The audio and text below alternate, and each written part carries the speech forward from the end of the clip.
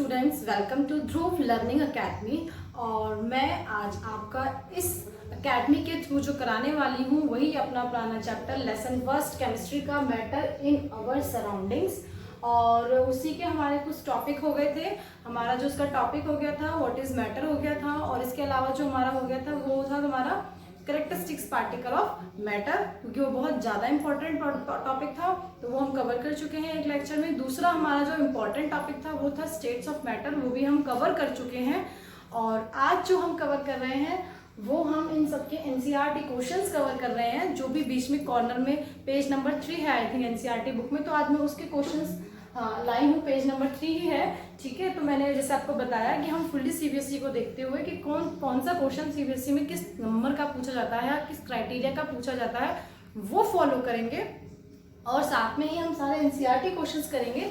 तो बस वही देखते ही मैं आज आपके लिए चैप्टर फर्स्ट का जो फर्स्ट एनसीईआरटी कॉर्नर है वो लेके आई हूँ। तो होप आपको ये पसंद आएगा, और आपको पसंद आए तो आप मेरे चैनल ध्रुव लर्निंग अकेडमी को सब्सक्राइब करें, लाइक करें, कमेंट करें।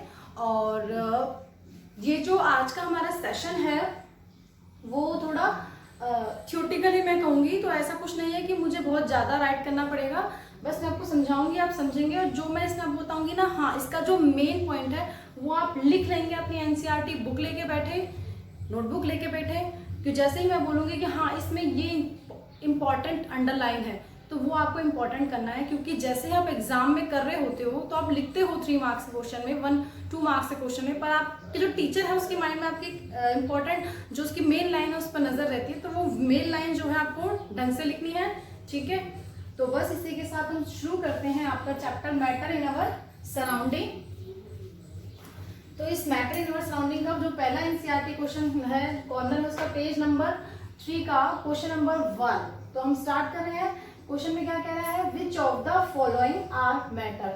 जो नीचे ये दिए हुए हैं, हिंदी वाले बच्चों के लिए भी, दोनों लैंग्वेज में बोल रही हूँ, कि नीचे दिए हुए जितने भी नीचे दिए हुए नेम्स हैं ये, इनमें से कौन सा मैटर है।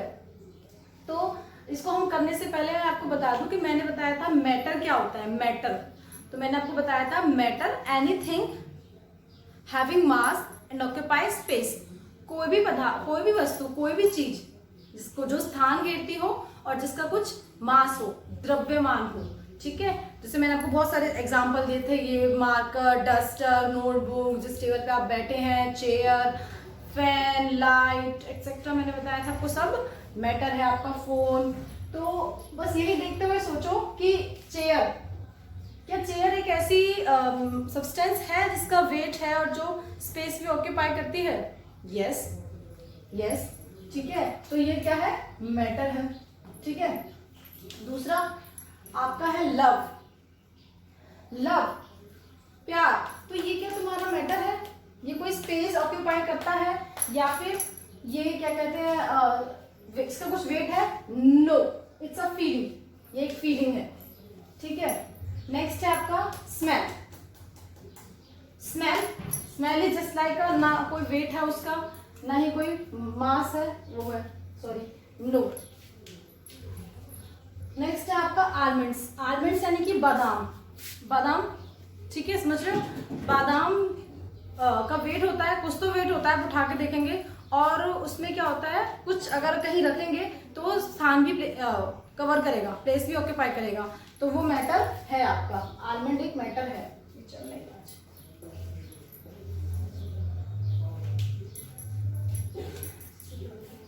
ठीक है, आलमंड एक मैटर है।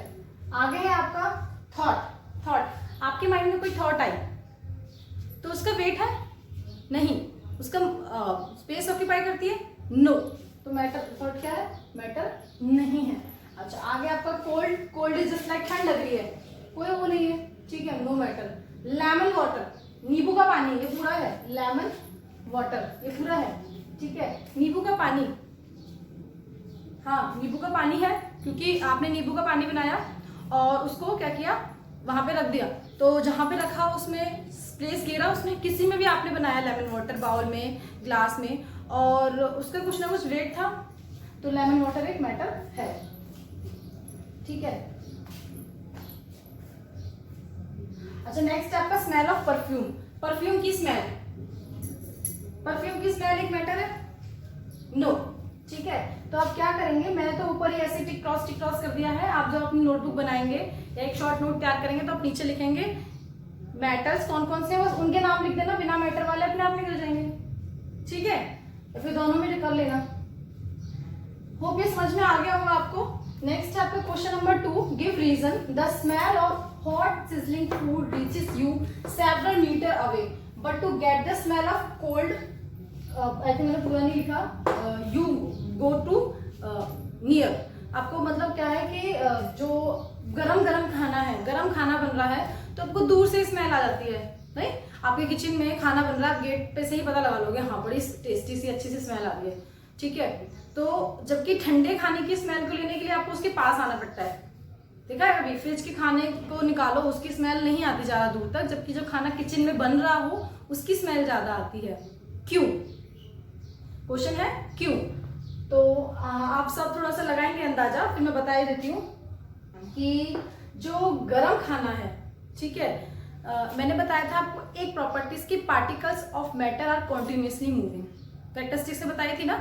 तो कि मतलब जो पदार्थ के जो कण हैं वो लगातार गतिशील करते रहते हैं। अब वो गतिशील कर रहे हैं, ठीक है, ठंडे के भी कर रहे होंगे, गर्म के भी कर रहे होंगे, पर जो उनका जो पार्टिकल्स का जो मूवमेंट है वो टेम्परेचर पर डिपेंड करता है।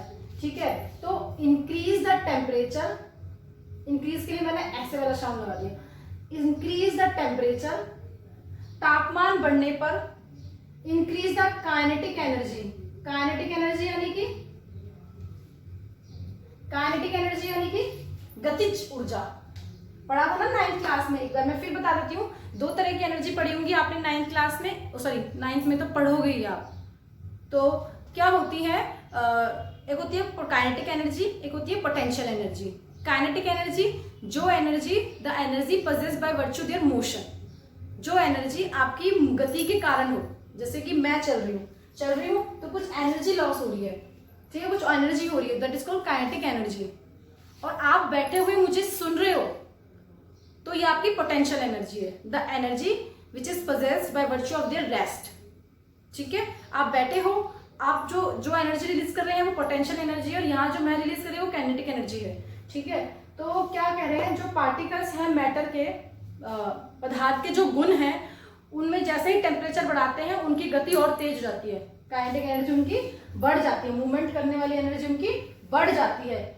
इसीलिए क्या होता है, हमें दूर तक जो स्मेल है आ रही होती है। तो अब जब एग्जाम में लिखोगे the smell of hot sizzling लिख के लिखोगे बिकॉज लिख के आप लिखोगे because the movement of the particle of matter is depend on the temperature, and when temperature increase kinetic energy is also increase and we get the smell of hot food, ठीक है, instead of cool food। Hope समझ में आ गया होगा। Main जो था आपका यही था, increase temperature increase kinetic energy. मैंने बताया ना, मेरे स्टूडेंट्स को पता है कि मैं जो आपको बताती हूँ मेनली फोकस करती हूँ कि आपको ऐसा नहीं बहुत सारा लिखना है, साइंस में आपको लिमिटेड लिखना होता है, और उस लिमिटेड में भी टीचर की नजर उसी मतलब मेन आंसर्स पे, एक होता है ना कि क्वेश्चन का एक कंक्लूजन एक निकल के आता है, उस पर होती है। तो आपका जो इस क्वेश्चन का है वो ये है कि increase temperature increase kinetic energy. ठीक है, अच्छा नेक्स्ट है आपका, a diver is able to cut through water in swimming pool, which property of matter does this observation shows? Diver यानी कि गोताखोर। आपने देखा होगा जब समुद्र में डाइव करते हैं, छलांग लगाते हैं, तो वो यूं करके लगाते हैं अपने हाथों को यूं। ठीक है, क्यों करते हैं? ताकि अब पानी है, पानी के पार्टिकल्स हैं, वो यूं करके छलांग लगाएंगे तो क्या करेंगे, अपने हाथ से पानी को काट देंगे। तो बस वही पूछ रहे हैं कि वो वाटर, जैसे स्विमिंग पूल की बात की इन्होंने, मैं समुद्र पे चले गई, स्विमिंग पूल की बात की इन्होंने। आपने देखा होगा स्विमिंग पूल में हम स्विमिंग करते हैं, फिर कोई भी, आपने नहीं की हो तो किसी को देखा हो, यूं करते हैं। ठीक है, क्यों? पानी को काट रहे होते हैं, रास्ता बना रहे होते हैं। और दूसरा क्या है, न्यूटन थर्ड लॉ पढ़ोगे आपने कि हम जितना आगे जा रहे होते, हमारे हाथ जितने पीछे जा रहे होते हैं हम उतने ही आगे जा रहे होते हैं, वो फिजिक्स में पढ़ोगे आप। यहाँ पर जो मेन रीजन है वो ये है कि कौन सी प्रॉपर्टी शो हो रही है मैटर की, तो इसमें वाली प्रॉपर्टी शो हो रही है कि particles of matter having space between them, समझ में आ रहा है कि जो पानी के जो पार्टिकल्स हैं, यहाँ पे पानी की बात हो रही है, स्विमिंग पूल में पानी है, पानी के पार्टिकल्स मैंने बताया था ना आपको बहुत दूर दूर होते हैं। एक बार मैं फिर बता देती हूँ, मैंने बताया था पानी के पार्टिकल्स सम लाइक दैट होते हैं, ठीक है, दूर दूर। तो क्या हुआ, पानी के ऐसे करने से क्या होगा, जो पार्टिकल्स के बीच में जो जगह है उसमें हम अपना हाथ देके स्पेस बना रहे हैं और हम आगे की तरफ स्विमिंग में कर रहे हैं, ठीक है। तो उसमें जो इम्पोर्टेंट टॉपिक है वो ये है पॉइंट कि particles of matter having space between them. Next and last जो आपका है, right the characteristics of particle of matter. तो ये तो डायरेक्ट आ गया, लास्ट से लास्ट वीडियो आप देखोगे तो उसमें है 3 मार्क्स का बहुत अच्छा एक्सप्लेनेशन है, तो आप ये क्वेश्चन वहां से करेंगे, ठीक है। और आज के लिए इतना ही, मैं नेक्स्ट वीडियो में आती हूँ आपके लिए सेकंड एनसीईआरटी कॉर्नर लेकर। थैंक यू स्टूडेंट्स, अपना ध्यान रखें।